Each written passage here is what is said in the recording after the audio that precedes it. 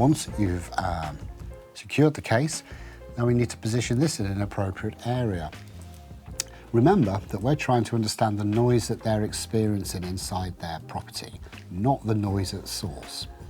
So please have this microphone facing inside the property, not at the window. Windows have reflective properties, and though the noise might be outside, they don't have their ears pressed to the window. You need to understand what's happening in that environment. So have this facing into the living room, if possible, 1 metre away from the wall. And we've also given you extendable legs so you can take it as high, a little bit higher up off the ground. This is all good to minimise reflection.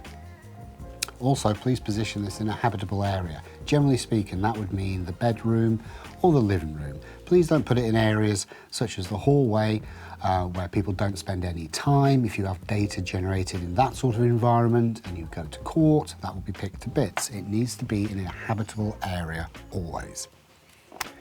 Once you have this in a suitable location, show your tenant the fob.